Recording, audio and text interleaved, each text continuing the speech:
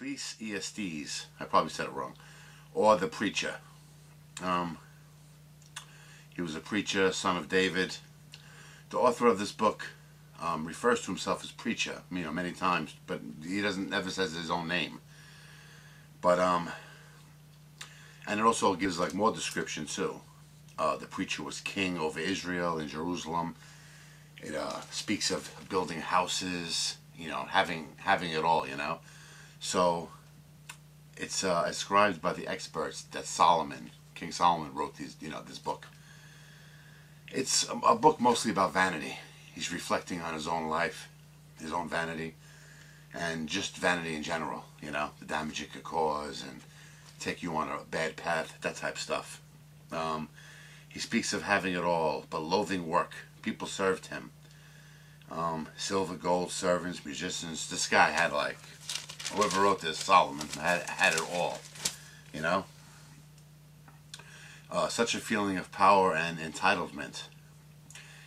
He was even so vain, He was angered at the thought of the one who was going to succeed him one day. He did everything. Look, this kingdom, I got now, and then one day I'll be dead and somebody else is just going to walk in and inherit all my work, all my hard work. And it reminded me, when I read that part, of the song Power Slave by Iron Maiden.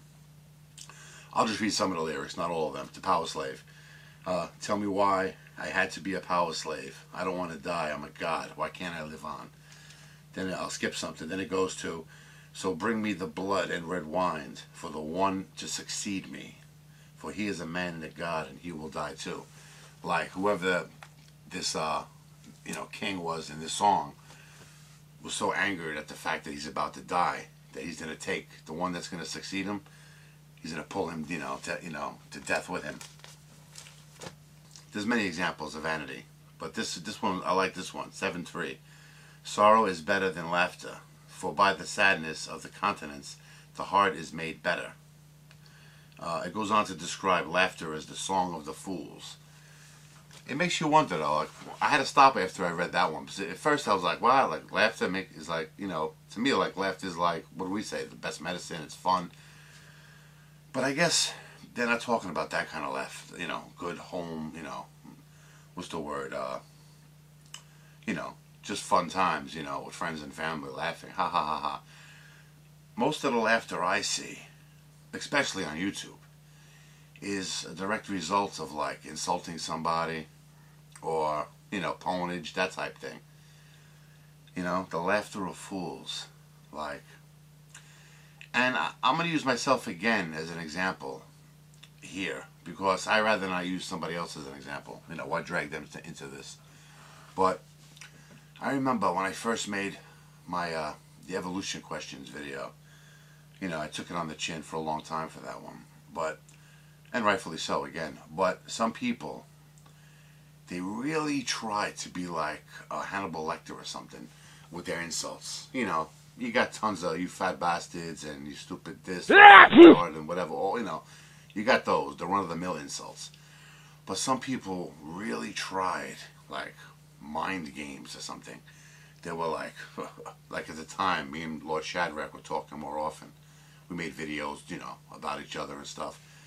And then one guy made a comment. It's probably still on there. I didn't remove them. Something to the effect don't Lord Shadrach and Stone's Commander remind you of the lonely outcasts in high school? I used to read these comments and be like, what? You gotta be kidding me, lonely outcasts? I've always had friends and girlfriends and I have a great family around me. So I used to laugh at those insults. But at the same time, where obviously they clearly could not possibly destroy me with such words. But you wonder, what if, Stone Commander, I'm the Man of Steel. Well, not my body, of course, but this. You can't break me with your words. But what if, I was unstable or, would you be happy? When you insult somebody, would you be happy if they killed themselves or did something rash or left YouTube screaming? Would that make you really happy inside? To people like that, I say, you must be really, really powerless in the world. You're absolutely nothing. Like you mean nothing to nobody. But somehow on this web, some people, on the internet, some people, they got like these balls, like they got some kind of power, like chaos or anarchist or something. It's just very strange. But like I said, there's a lot of, not all laughter is bad. There's a lot of obviously fun times. We all laugh at the dancing kitties and, laughing babies and people having a good time, But a lot of our laughter is, I guess I'm guilty of it too. Like, you watch America's Funny Videos. You laugh when somebody falls on their ass or falls off a bike, and they go flying over the handlebars, But is that the laughter of fools? The Bible might be onto something with that one, But I guess, again, you can't make a blanket statement. Not all laughter is bad. Respect God. Wisdom is good. A ruler must be fair. If you're going to be a ruler, you got to be like an honest person. Yeah, chapter 11 is really like just the reality of death. He's reflecting on everything. And, I guess when you get closer to death, I guess that would make you reflect more.